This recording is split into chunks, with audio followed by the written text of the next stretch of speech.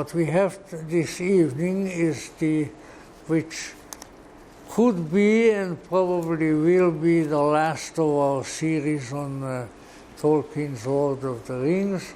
Although if you are very anxious for more, or you have some particular aspect of the myth, and you can tell me about it when the program for next month is not settled yet, so there are all kinds of possibilities.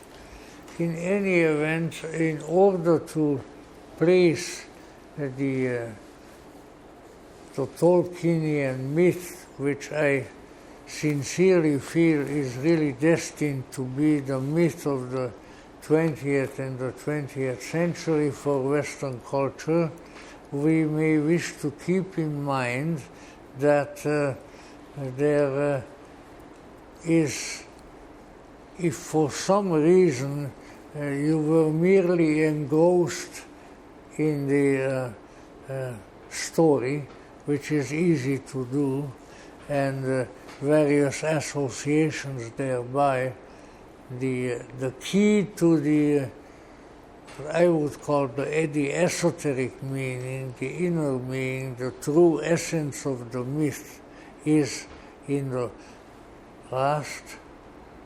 third volume of the Lord of the Rings, and this, what? The Return. Louder? Oh, all right, good. So, of the Lord of the Rings, and therefore, if indeed you are interested in what some of us, including myself, consider to be the heart of the story, so to say, the esoteric meaning of the myth, then we shall allude to that one tonight. Because, of course, otherwise it's a magnificent tale with innumerable details and wondrous incidents, great battles, unusual events, all through the three volumes. But inasmuch as I may be a little bit too precipitously called it the myth of the 20th century and the 21st century, there must be more to it. And it was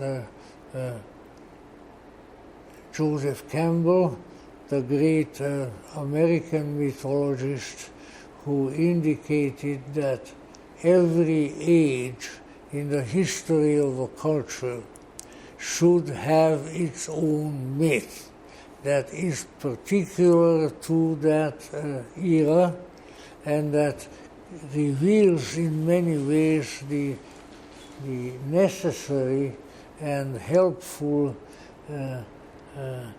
ideas and ideals that are to be forthcoming within that period for the assistance of the human spirit. And this, of course, I think is very important.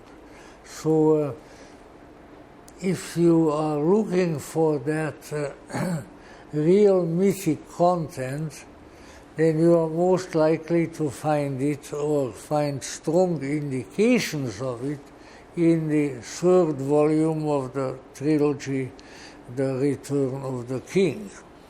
But of course it can be found elsewhere also. While of course the story itself is the great myth of Tolkien, there are little portions of the book which point to this central keynote in a more direct and powerful manner. And when we pinpoint these and don't get bored with them, I'll tell you in a minute why we might get bored with them. These can be a great revelation as to what really the inner message the other than folkloristic and novelistic content may come forth to our vision. I am not forcing this interpretation, obviously, on you or anyone else, but I am convinced of its importance and its veracity. And I think that at least some degree of those qualities are useful and important to remember. Now, where do we find most of these? Well, we'll find them, of course, in the vast story in all 3 volumes, but where you are most likely to discover somewhat more direct indications of that central myth, you should look for the little, maybe not all that literary or all that Shakespearean poetry that Tolkien wrote and hid in various portions of the Lord of the Rings, in accordance with the subject matter. It is for some curious reason, which probably Tolkien knew if he knew it, it is in those verses that the revelation of the transcendental and interior meaning of the myth, of the great myth, can be found. Now, that being the case, I'll have to jump back a little bit, both in my life and otherwise, by saying that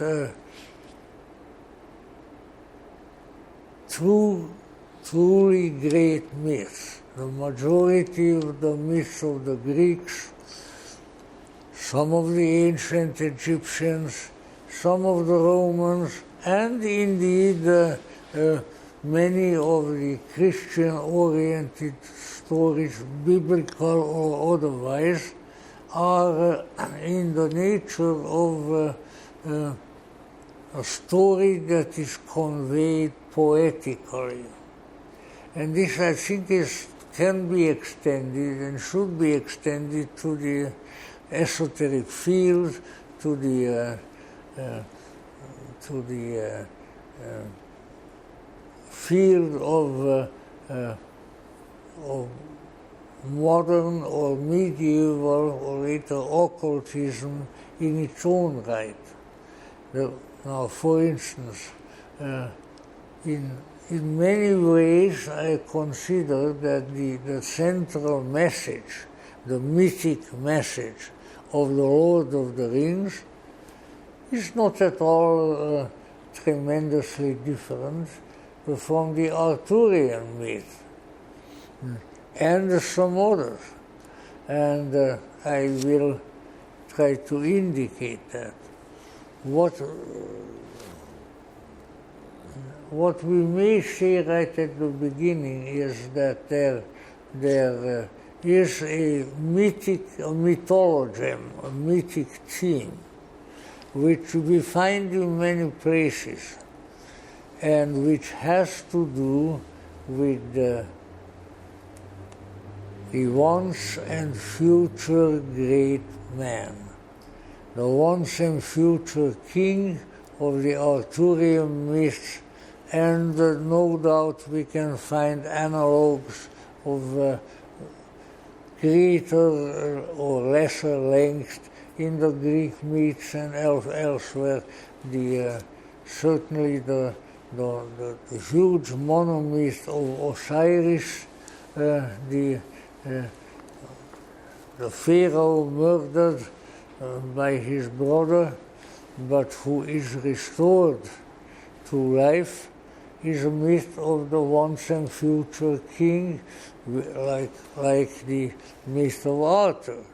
And so this issue of a very exalted, a royal personage of somewhat transcendental character is present in the great mythological schemes of all of these cultures that we are speaking about, and they are certainly not even absent from the great myths of India. If you have or will procure a copy of the Myths of India by Heinrich Zimmer, who was the teacher of and close friend of Joseph Campbell, German mythologist pioneer, then you will find that there are certain mythologems, there are certain meanings that appear and that are common in all of these. So I think it was Elaine Pagels who indicated that it's a little bit of an abbreviation of this theme, that a real myth, a Gnostic myth, is a story with a meaning, and that meaning is of great profundity. It goes clear into the depths of the human soul and into human consciousness. But that, on the other hand, of course, we can have mythologems which are not of equal profundity. So I think that in Tolkien, in addition to the tremendous wealth of his characters, of his plots and subplots, and their references to various other subjects, in Tolkien we definitely find one of these. But if you want to really look for it without knocking yourself out, so to say, then you should look to the various poetic passages which Tolkien wrote to liven up and somewhat poeticize the Lord of the Rings. You find them in all three volumes. Now we got to jump from this into another explanatory phase of our discussion, and that being that in what manner is a true myth a story with a meaning? And by meaning we don't mean that it means something else. This is the difference between a metaphoric interpretation of a story and a truly mythical one. In the metaphor, one thing stands for another. You can write a metaphoric myth about, although it would be difficult to do, I think even more difficult to read, of the recent election in the United States, the great metaphor.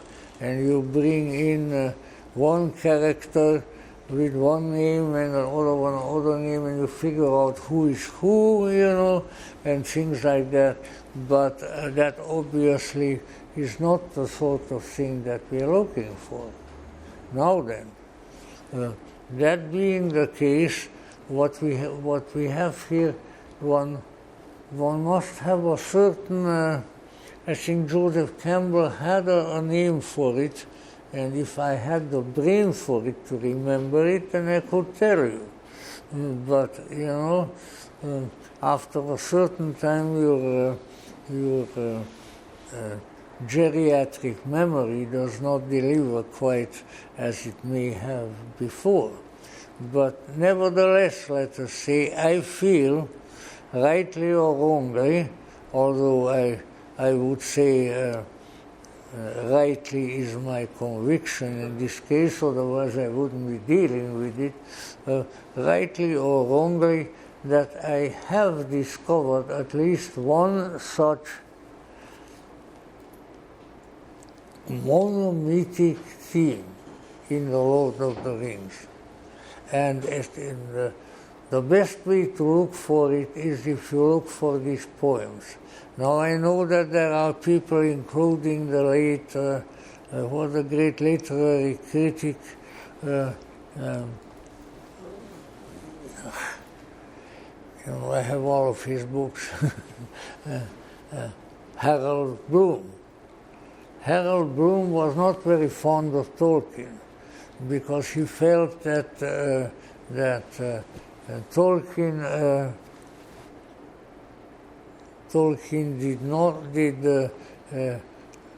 did not explain. He did not mythologize the inner core of his stories. So that at least that was one of his objections, that to find out what Tolkien is trying to tell you in the 3 books, you need quite a bit of mythological perspicacity, which are incidentally my words and not Harold Bloom's, but I have a great deal of reverence for Harold Bloom. And so I found that when you just look through these poems, you find them everywhere. So I will, maybe to your discomfort, I will read to you quite a few of these poems tonight, and others I will summarize, and others I will maybe just describe.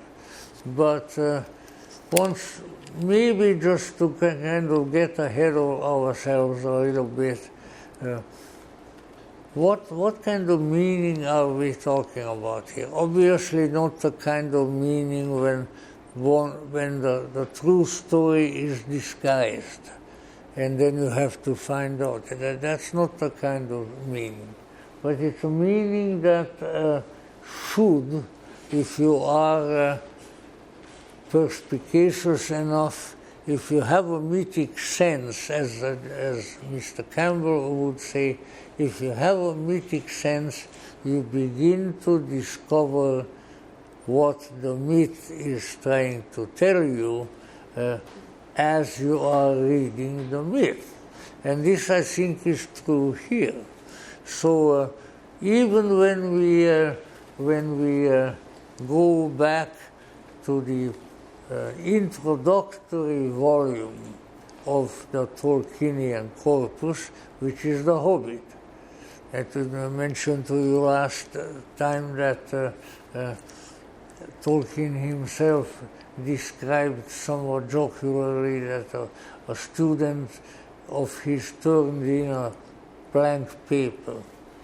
And then Professor Tolkien in Oxford started doodling on it, and he didn't know what he was doodling. And what his doodlings added up to the sentence, in a hole in the ground there lived a hobbit. And he said he didn't have the slightest idea what the heck a hobbit was, but on the other hand, this sentence led him into the myth. And so that is, we have a fly, and we used to have a large member of the Theosophical Lodge here, although he didn't come around much. And I had forgotten his name, although I saw him on the street in various places. He, way back in the 50s, now the early 50s we are talking about, this gentleman had discovered, he felt, the way of communicating with animals.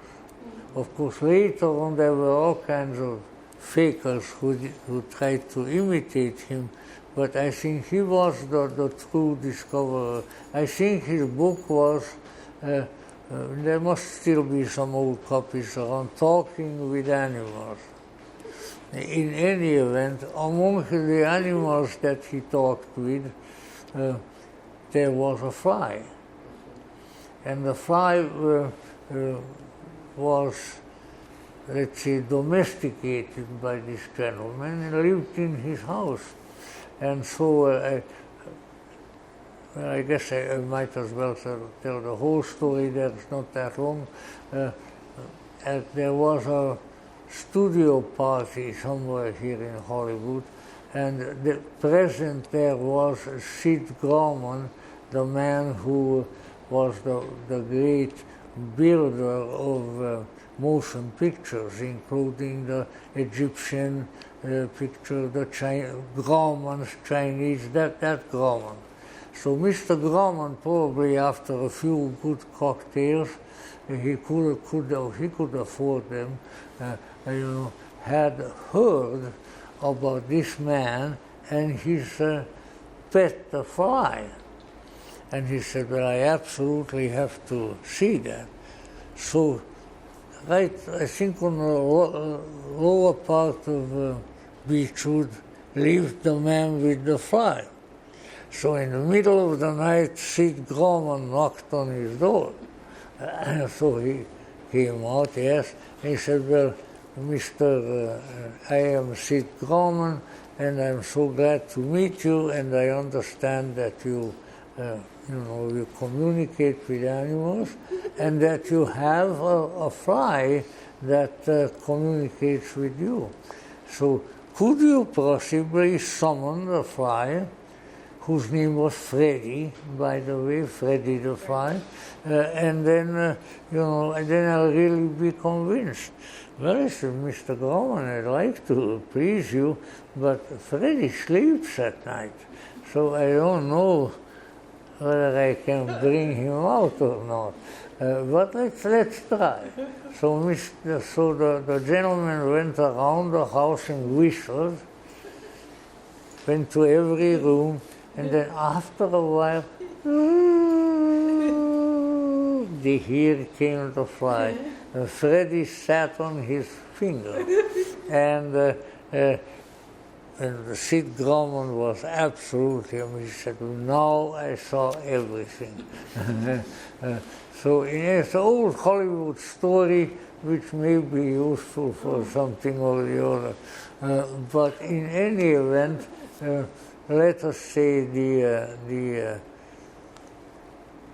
when the more profound aspect of a potential myth reveals itself, then you have got a complete, then you are moving toward the completion of the myth. When it dawns in you how this may, what meaning this may carry at a really profound and transcendental level, then you've really got it together. Now, this is my saying, not Sid Grauman's. But so it is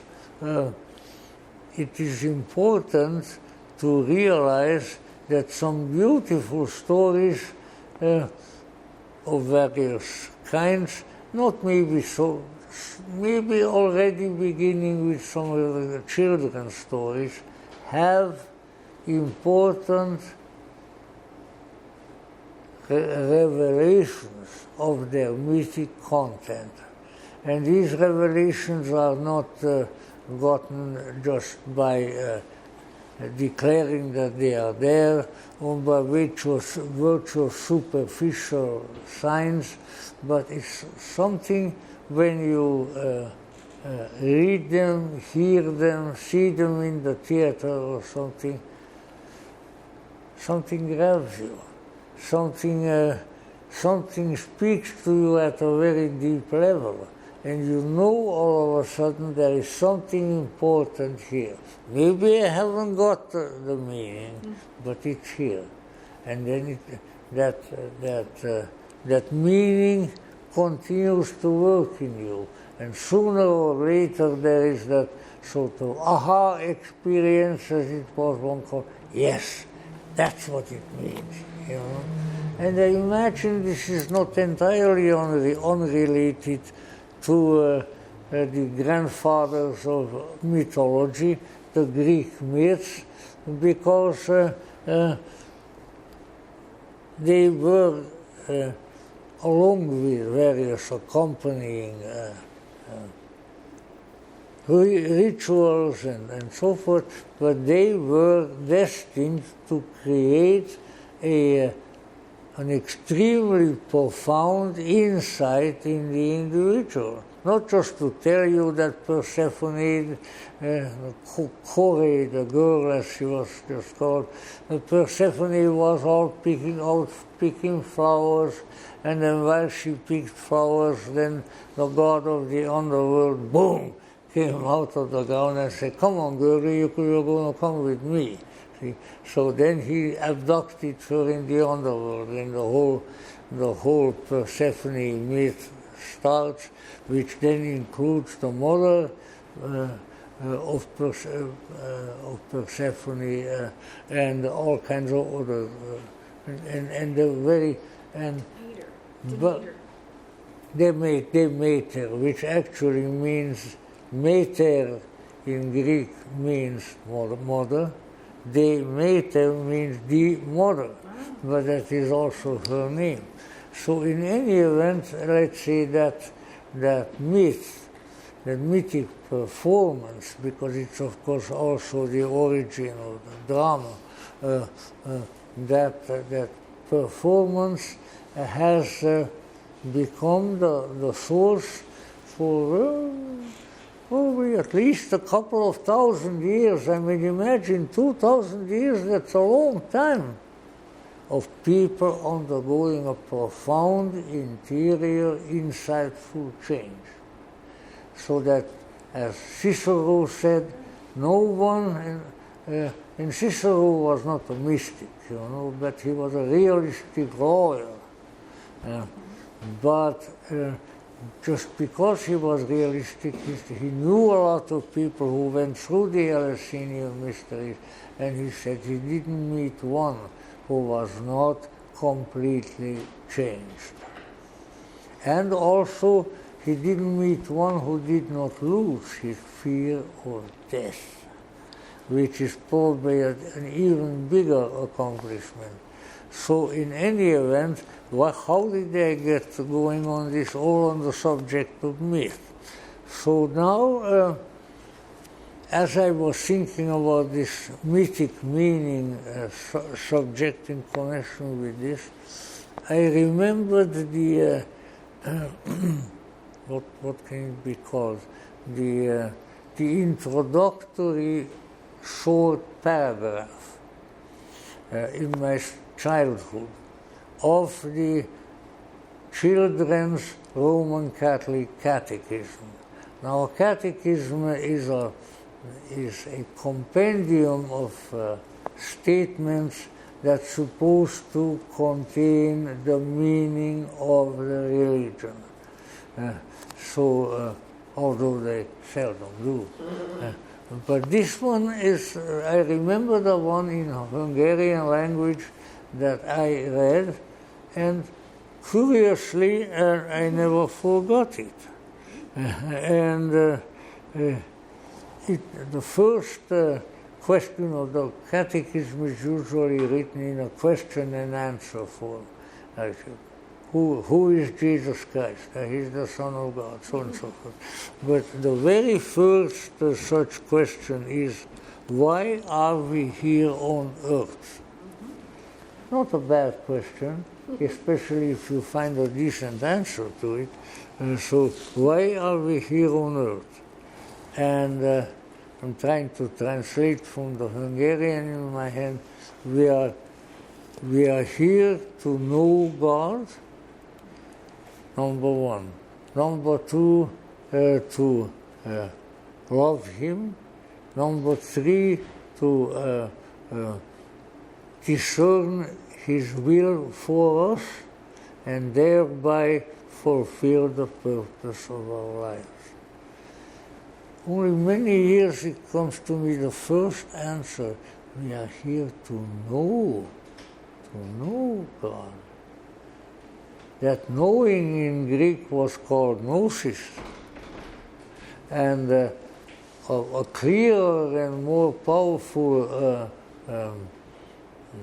explanation could not be found in any Gnostic scripture.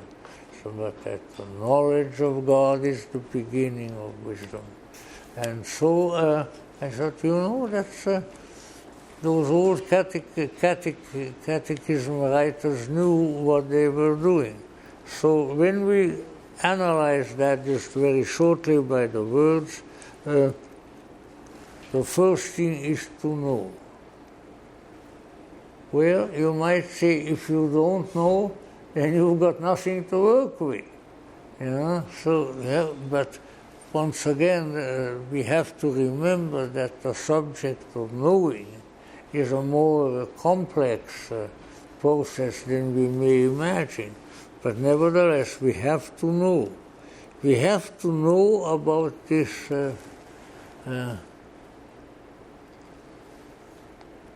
mysterious, never directly discovered and yet everywhere intimated deific figure which the monotheistic religions call God. And when we have done that, then we've got something to go with. Now, we could draw all kinds of conclusions from that, but they usually draw us a little bit aside. So let me just say that if you don't have an intuitive inkling of the transcendental being, of what people generally call God, then you stopped at that point. And you say, well, what about believing in God? Well, believing is very close to knowing. Of course, you can believe in a lot of stuff that you don't know, and some of it may be that you never will know. If somebody comes and convinces you that there were 33 hippopotami walking down with a military band on Beechwood Drive on a particular day, then you have believed something that, at least at the factual level, never occurred. Although I would love to see it and hear it.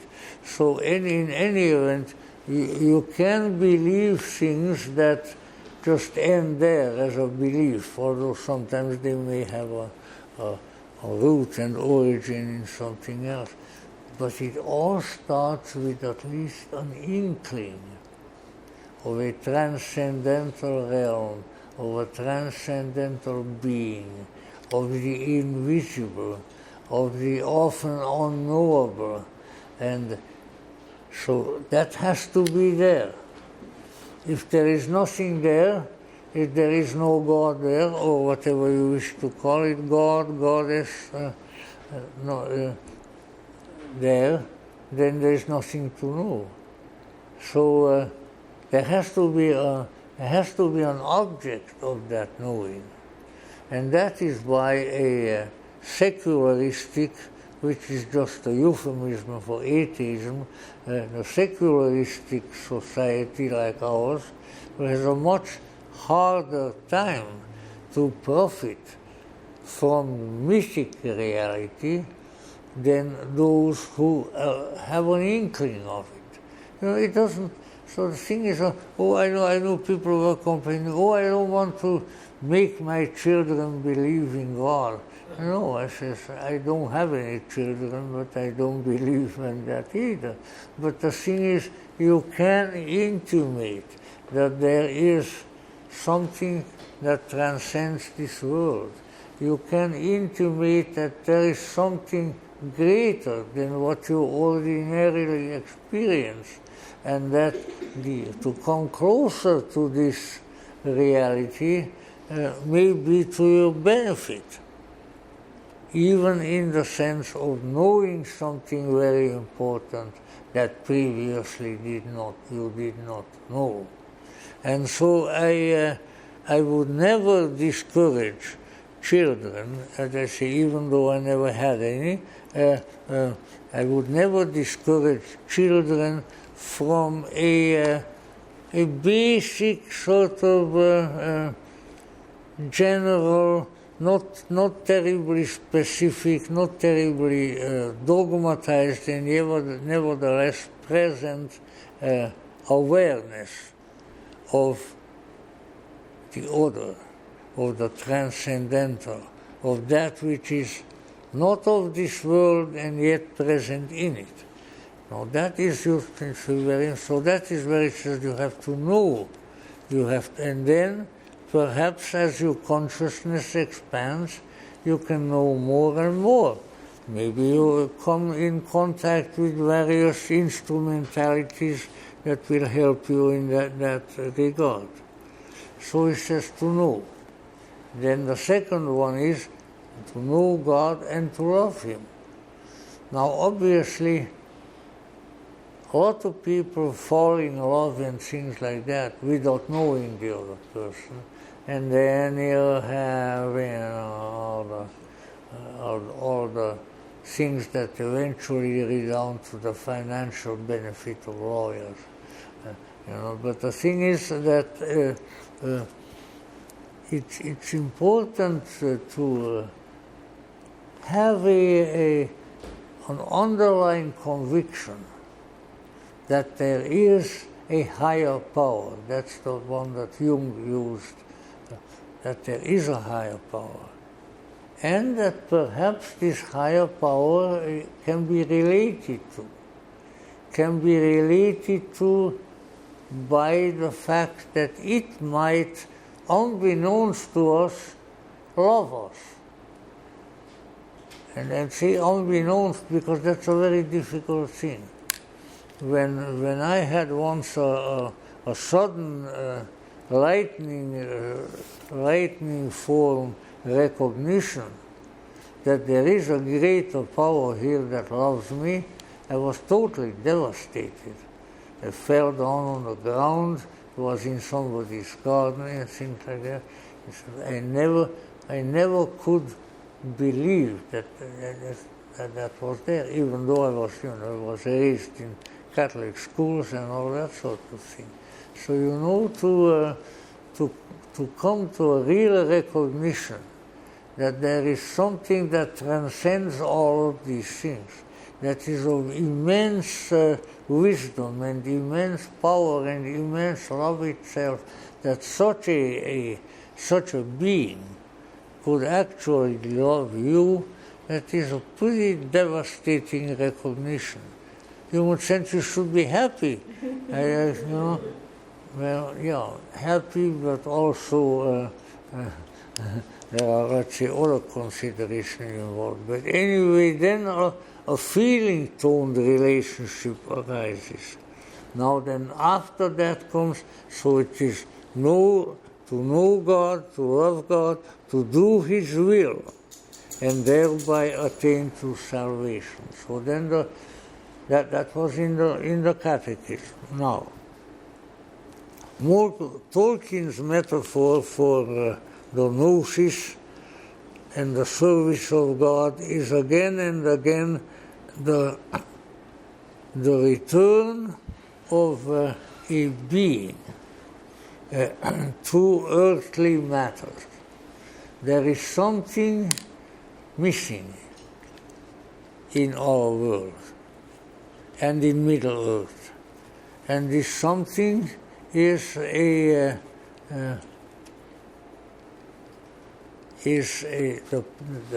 effective presence of a greater being, a being that really comes from a deeper and transcendental place, but which is utterly able and willing, capable to give us gnosis, give us guidance, have a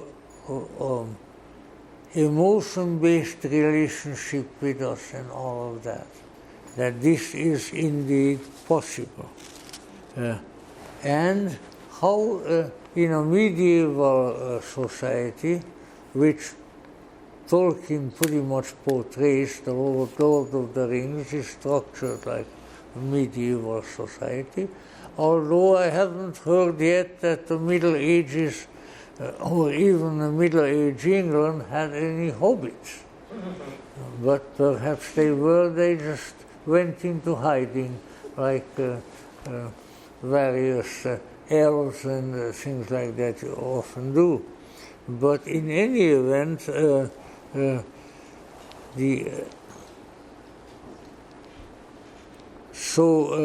in Tolkien's book it is, and for that matter even more, with even greater clarity,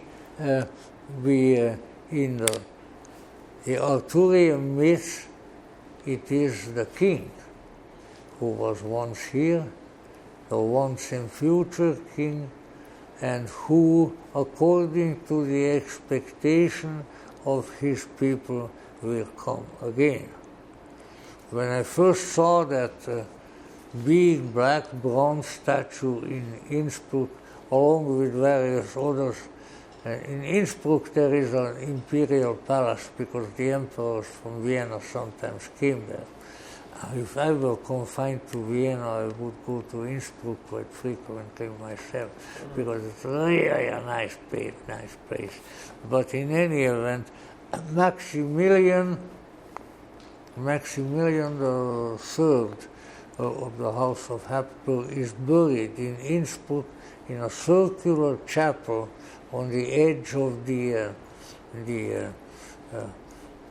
palace park, and around his catafalque stand, I don't know how many, but about 15 or 20 bigger than life bronze statues, each one of which mythologically is related to Maximilian. These are his spiritual ancestors. Julius Caesar, all kinds of famous people, you know. But there was also one whom I didn't recognize, because some of the others, you have pictures of them in many places. And when I went over there was the Latin inscription, Arturus Rex Rexque Quondam Futurus, Arthur the once and future king. So you see, these are the figures of the myths which come true. When your image-making faculty, which we call the imagination, kicks in and has sufficient inspiration in it, then we are in contact with it.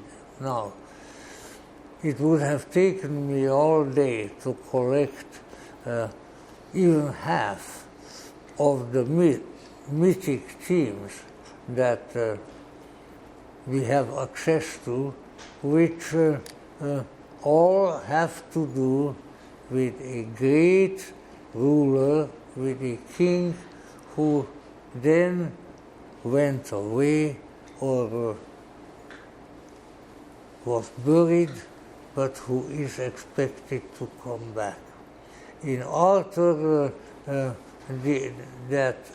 that figure was concentrated to a maximal degree, so it gave rise to a mythic cycle of immense power and importance and endurance, so that in the myth, Arthur is still resting on the Isle of Avalon, but he will come back because he was the once and future king. Now, this is a little bit similar, but here also we have the recurring mythology of a king who has been here. In some cases he has died, in some cases his lineage died out, and there's no more heir to the kingdom and things of that sort. And the expectations throughout Middle Earth of the return of this mysterious figure. So there is an Arthur-like figure that appears over and over again in various ways in the Lord of the Rings. So I'll mention some of them in the preliminary introductory volume of Lord of the Rings, The Hobbit. It appears as which is really in some ways the central theme of that book, that the dwarves, who are a special race, great big long beards and carry axes, tough little hombres, so that the dwarves at one time had a king, and the king organized and installed them in a kind of place that the dwarves like, on the great underground cavern, and there they collected all their treasures and all their gold and everything. But then, and so they were very rich because the dwarves like to do that, and then something happened. A dragon, a nasty, evil dragon by the name of Smaug, S-M-A-U-G. I always wondered whether perhaps one time Smaug had journeyed to the Los Angeles Valley, and maybe with his breath he created what we to this day call Smaug. In any way, Smaug came. He killed off all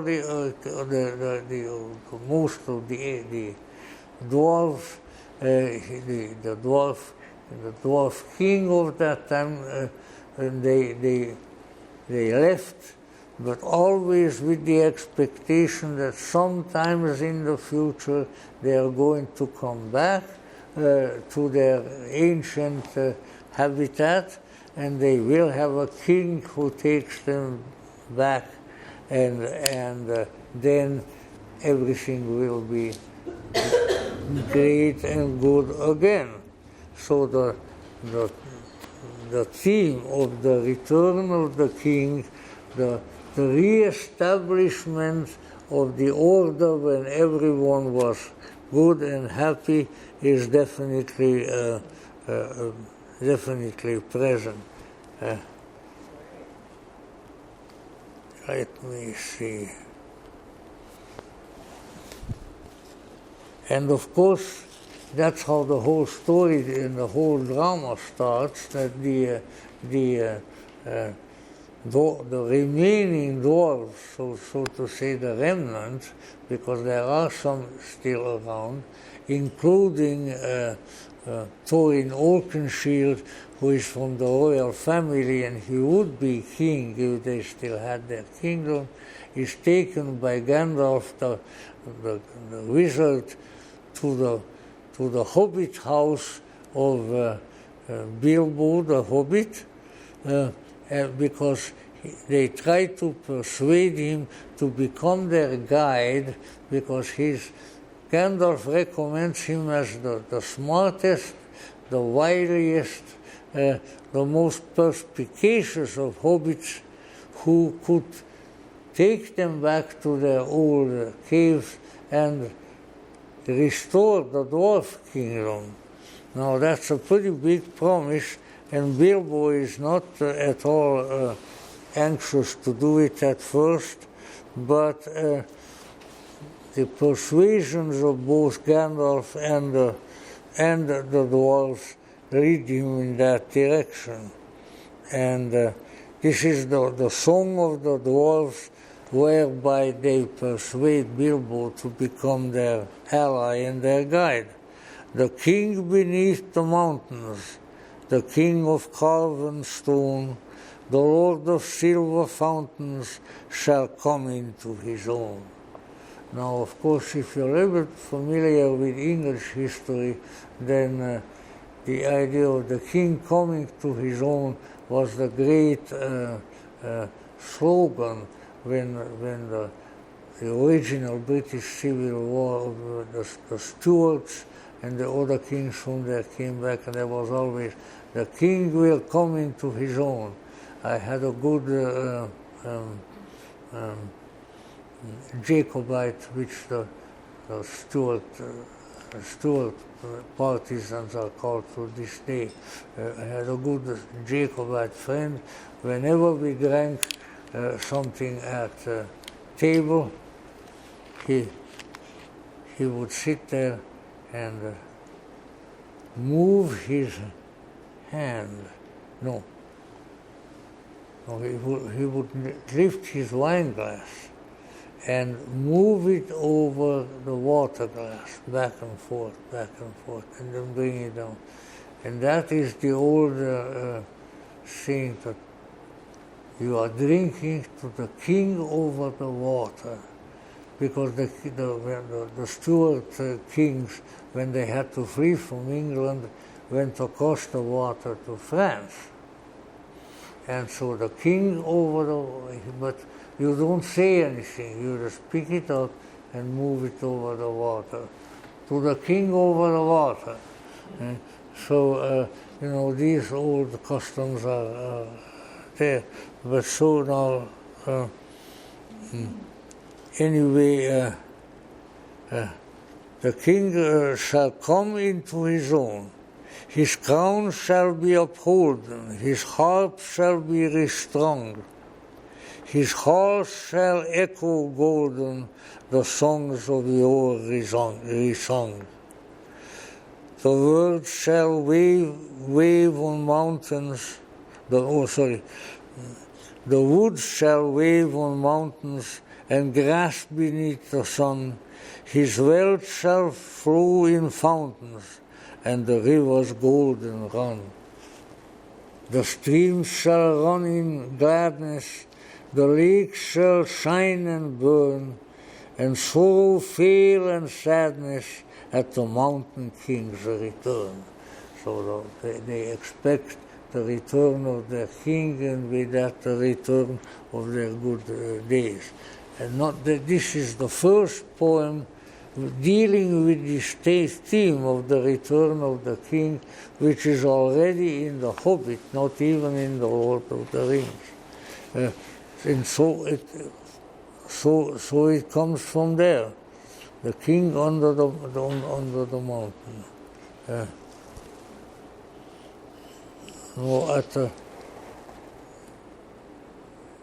At the same time, we have a number of other such,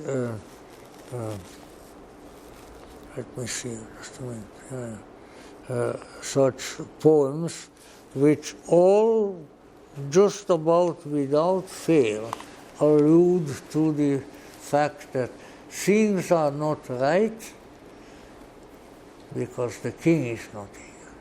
So it's not only the first manifestation of that is among the dwarves, but then there are others. And eventually, let me see,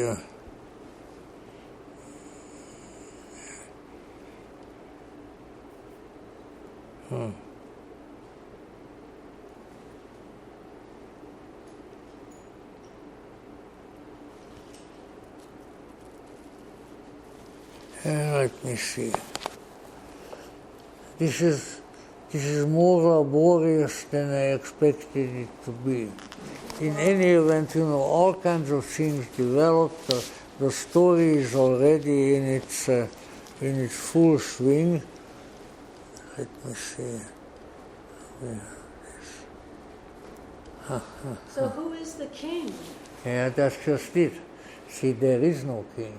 In other words, you find out in the story that there were originally two kingdoms, and the South Kingdom and the North Kingdom, and the line of the North Kingdom died out, and has never been restored. But it is the return of that king that they are looking for, and this is first manifest, especially if I find it. Okay.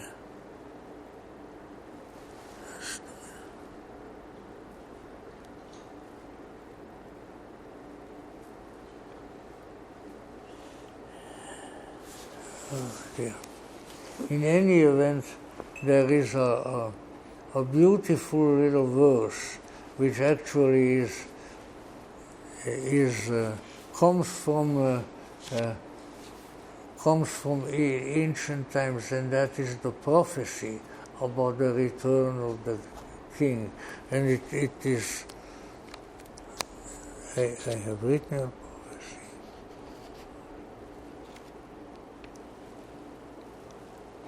Okay, let's see, fellowship.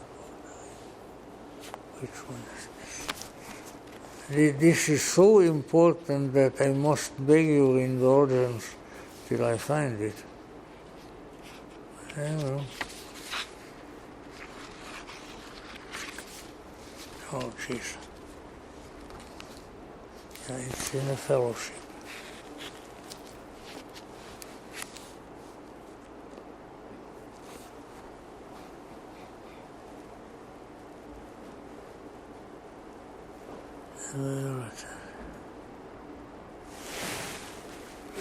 Here.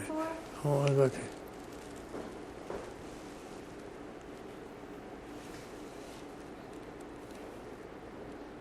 Here it is, 182.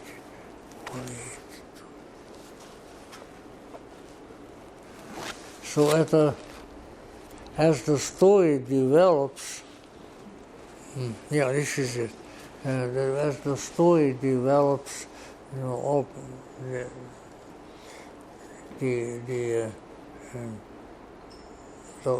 hobbits are on their way to the destiny finally when they dispose of the ring.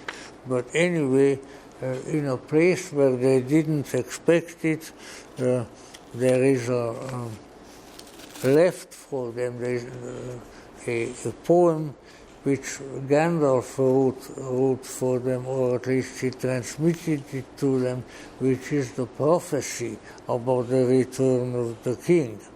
And this is the one. All that is gold does not glitter. Not all those who wander are lost. The old that is strong does not wither. Deep roots are not reached by the frost. From the ashes a fire shall be woken, a light from the shadows shall spring. Renewed shall be blade that was broken, the crownless again shall be king. So this is the prophecy that the king is going to return. But there are various hints as to how that may occur, that there is a sword that was broken, which the descendant of the royal house, who is Aragorn, has, and that will be reforged, and the blade that was broken will be renewed, and then eventually the crownless again shall be king. And Gandalf left that for the hobbits to give them some encouragement, so to say, and then at the same time, a mysterious figure who is referred to as the Strider, because he has long legs and he walks all up and down the two kingdoms, a strange man appears, and that is the actual descendant of the kings of old, that is Aragorn. So it was predicted that the crownless shall again be king, and he has a sword which his ancestor, when fighting in battle, broke in the battle, and that blade will be reforged. So there is the indication there that at a physical level, the once and future king, in this case, will also return. Yeah.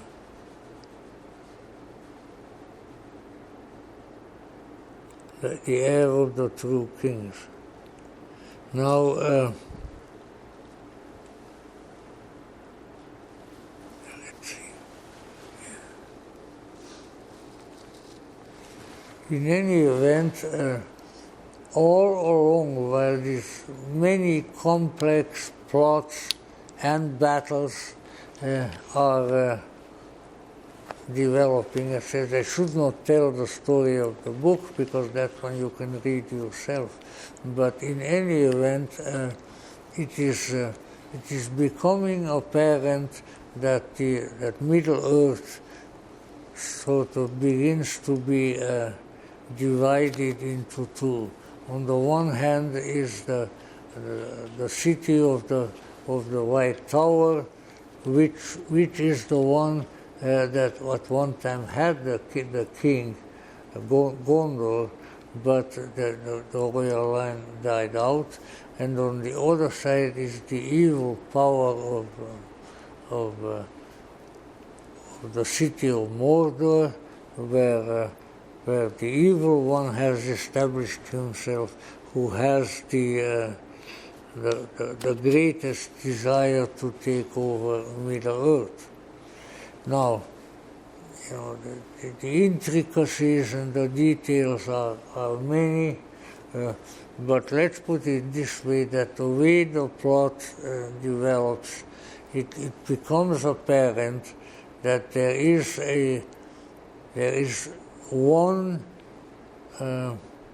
faultless way, one possibility whereby the Dark Lord can be defeated, and that is to take the One Ring, which by that time has been entrusted to Frodo, to take that this One Ring is an incredible object of power, and if it is destroyed, then the other 6 rings that are in the world will lose their power also.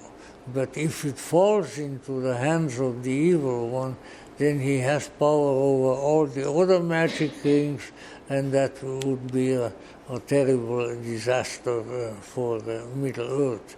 So that then Frodo is asked, and he volunteers to go with the ring to where the ring can be destroyed. The ring can be destroyed in a volcano, which is up in the dark land that the Dark Lord rules. And if the ring can be dropped in the fire of the volcano, then all the other rings will lose their power also, and the whole menace of the Dark Lord is thereby obviated. So they are on their way to that place, and again, wonderful stories within sub-stories and so forth. Finally, Frodo, his trusty gardener from the Shire who works for him, and a kind of nasty little creature, Gollum, who was connected with the ring too. They are marching toward this tremendously dangerous destination, and they are pretty well convinced that even if they succeed, that they probably all will be experiencing a very bad future. So anyway, they are against all kinds of difficulties. They wind their way up to the mountain. They come to come close to the volcano, and they call it that.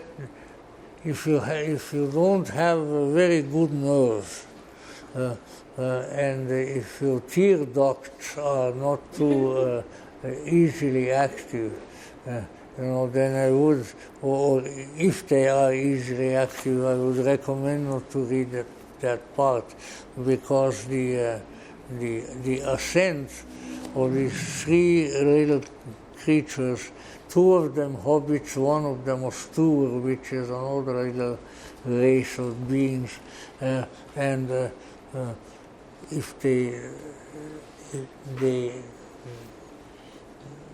would not if you do get easily nervous, because it is a very stressful, very difficult and I am not too quickly influenced by tragedies in books, but when I was reading the chapter of these three beings with the one ring climbing up the mountain and all the dangers that they encounter, including one huge oversized saurian-looking spider by the name of Shelob. Shelob is a female spider, but she's huge, and she likes to eat living beings. And I told you before, probably if you were here, that in the course of my peregrinations, I met a lady who, very, very beautiful actress, actually, who we knew the director of that particular play, so we went to it, and afterwards we were talking, and she was born and raised in the same little town in South Africa where Tolkien was raised. Bloemfontein is the name of the town. And so we asked her, well, what can you take us about? He said, I know better than anyone else where Tolkien got his stories about spiders. He said, in Bloemfontein there are spiders that are as big and heavy as a cat.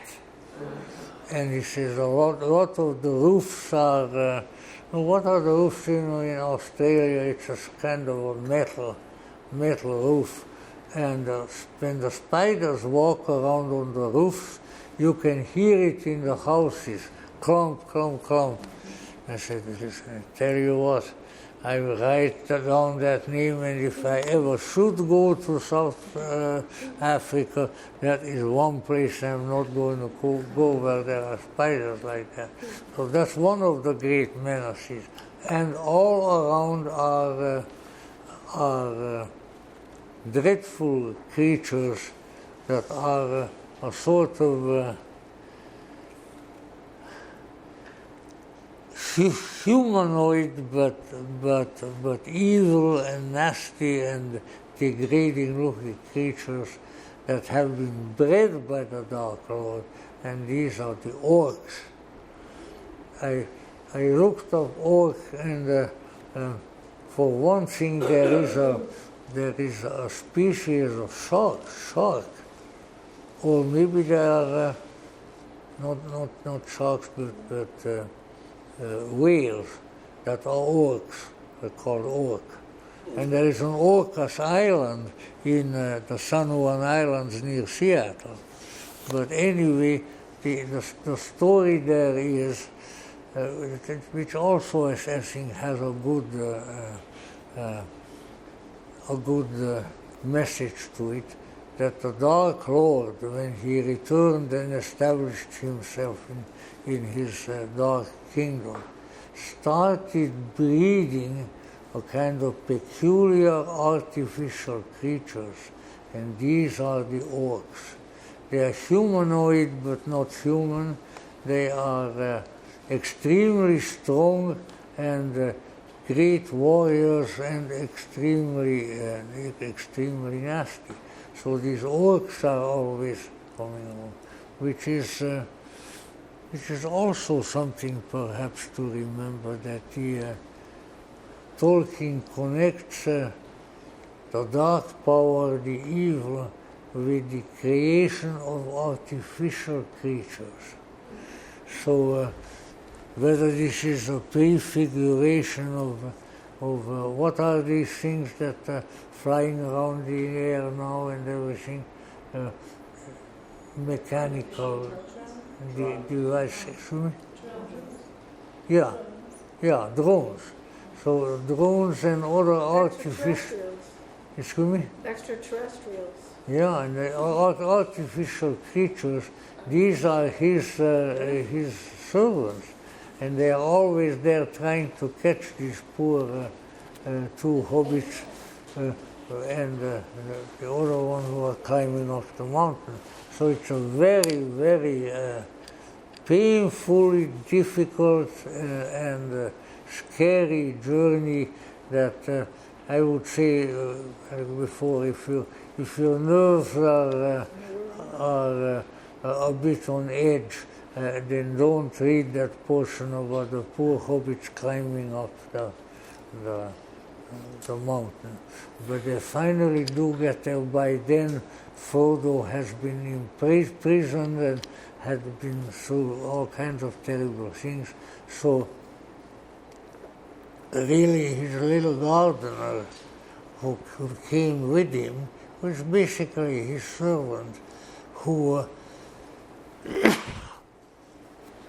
goes with him all the way to the top, and also the nasty little Gollum, who at one time had the ring, and then it was Bilbo who filched it from him, is with them, and he, of course, what he wants is the ring.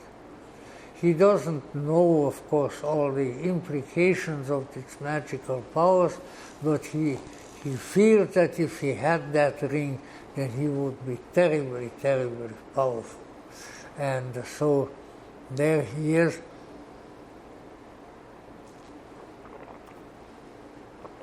In the end, that's worth mentioning. In the end, they are all three of them on top of the mountain, looking down into the crater of the volcano. And I was bragging that I wasn't coughing anymore, see? One should never brag. And make you take your medicine. Yeah.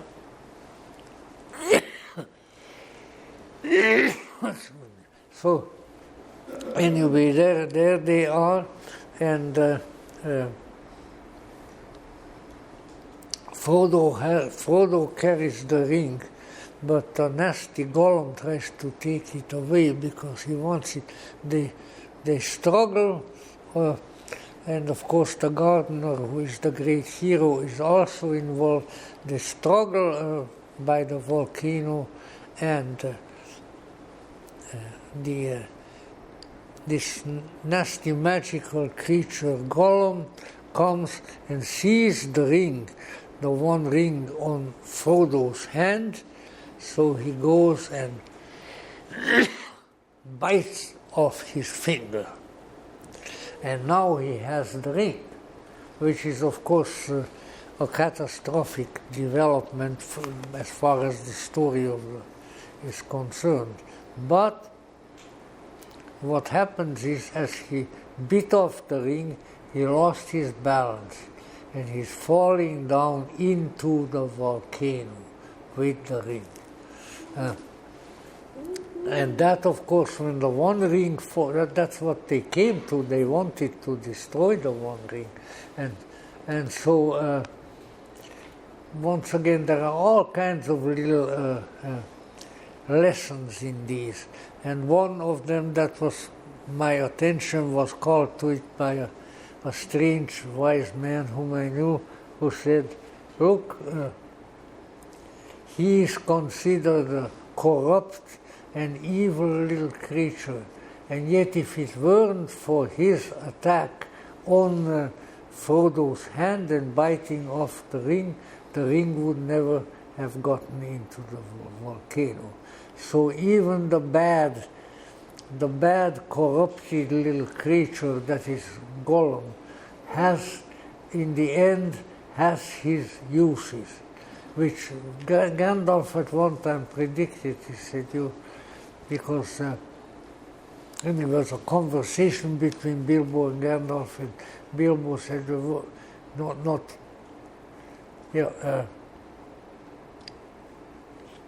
anyway, that little nasty creature should have been destroyed. And Gandalf says, even he may serve an important purpose. So this was the purpose that inadvertently, as the result of his wild desire for the master ring, the one ring, he is the one, by falling with the ring into the volcano, who destroys the ring. Now, just as soon as the ring falls into the volcano, then there's a great change, because the whole power of the Dark Lord is gone. And so there comes the great denouement, the last...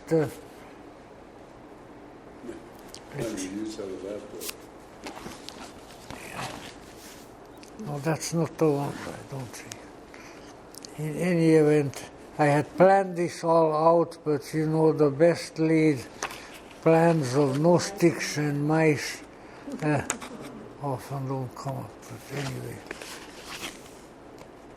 let's see which one this is, because it's...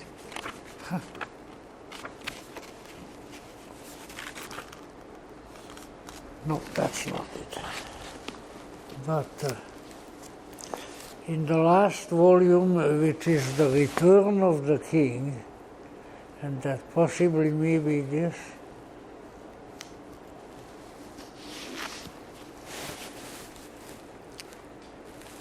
That's the return. excuse me? That's the return.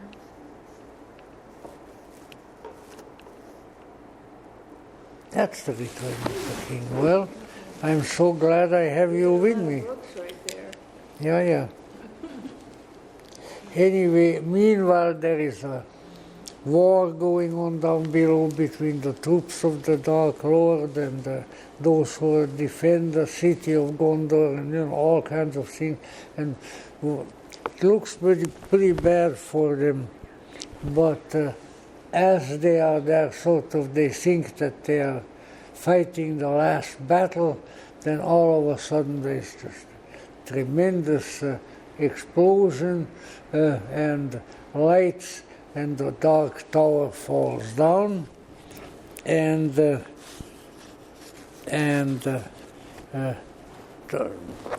Dark Lord has been destroyed by the fact that the has been destroyed. That is now the miracle that brings the true king, who is Aragorn and who was in exile all this time back. And so there come the eagles. The eagles come and pick up our friends who are left there and bring them back to the city also.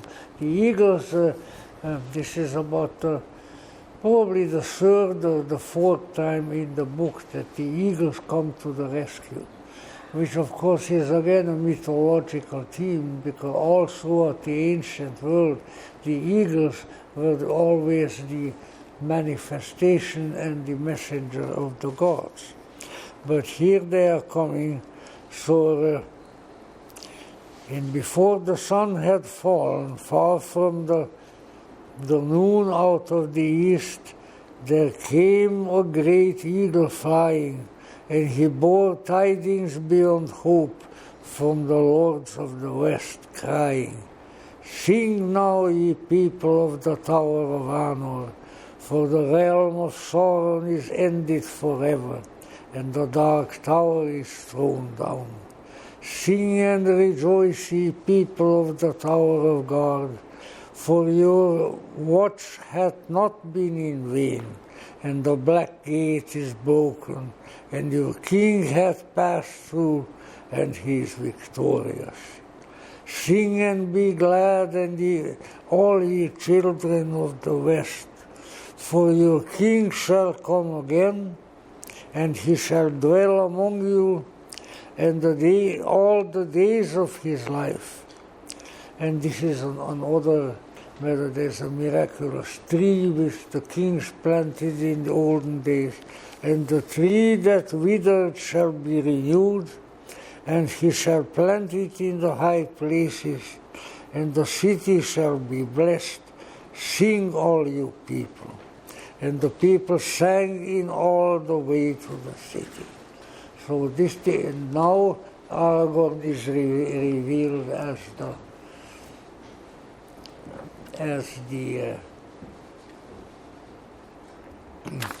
the true king, and with his return everything changes and is redeemed.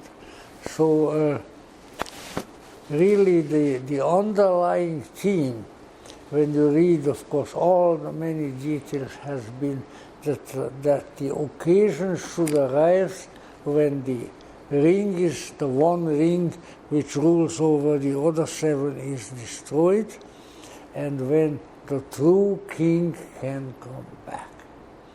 And so there we have the denouement, the completion of the story, wherein the true king who was in exile for centuries or something like that now comes back, and with the coming back of the true king, everything smooths out. That's not to say that there may not be further difficulties in the future of Middle-earth, but this one has been done and has been finished. And if it had not been for the hobbits, particularly the little gardener who was just practically carrying his master Frodo on his back up, who is sort of the real hero. This is the greatness of the little people. This thing that you don't have to be an heir to a throne. You don't have to be the ruler of Gondor or anything else. And of course, there are many others. But if you are true-hearted and valorous, and you are faithful to what you are doing, then you are going to prevail, which I think is a very wonderful conclusion to be drawn. And there are, of course, many, many ancillary motifs which you have to read. I cannot imagine that anyone who has a feeling for the deeper meaning of myth would not be well rewarded. We may not have been that well rewarded with my confusion among the books and all kinds of things, but I can honestly and without any prevarication, I can say that I have been kept spiritually alive by the Lord of the Rings for a number of years. And I think that when you are able to extract from it that ultimate meaning, then you are really right. But I still didn't tell you something else. And something else is as to, after all, we should be able in our mythological study to find the meaning in an inner mythological sense of these mythologies. So what may we say that has occurred with the destruction of the ring? What may we say that the return of the king, going clear back to, of course, the Middle Ages and so forth, what does it indicate? Well, it's maybe for each and every one of us to discover, but I'll give you a suggestion. Arthur and the other exiled kings are right here. This is the Isle of Avalon where they are resting. and this is the place from whence they shall return. But meanwhile, it is good if they have help. And it is good also if they are nice and practical little podgy hobbits who enjoy a good dinner, who enjoy a nice glass of beer. You don't have to be Saint Teresa in order to do these works, although certainly some of them have accomplished very great things also. But we have to avail ourselves of the ordinary things and of the ordinary people, because they will help us to accomplish a great deal. We don't all have to be Aragorns or other great knightly heroes, as long as we are well-intentioned and courageous and determined to complete what we have promised, then we have done what we are supposed to do in this world. So there is something, someone, some mystery that needs to be awakened. And this is the mystery that is heralded by the eagle that comes, and your king shall come. You know what? I know that there's various ways of looking at these things, but we're just coming out of an election, and let me tell you, all my life I preferred kings to presidents. Let's put it that way. But there are no presidents in the long Lord of the Rings, so we don't have to worry about that. But it's the archetype of the higher power as it manifests at the human level. Very, very great and very wonderful thing. And if sometimes in the course of your development of the spirit you should encounter someone who just at that time, let us say, has brought the king back, let me assure you, it's a marvel to see. It's a marvel to experience. It is light above light. It is glory beyond glory, and it is goodness beyond goodness. I can testify to it that it exists, and since it does, I think it's a good idea if we devote ourselves to the discovery of the possibility as to how it exists within us and how we may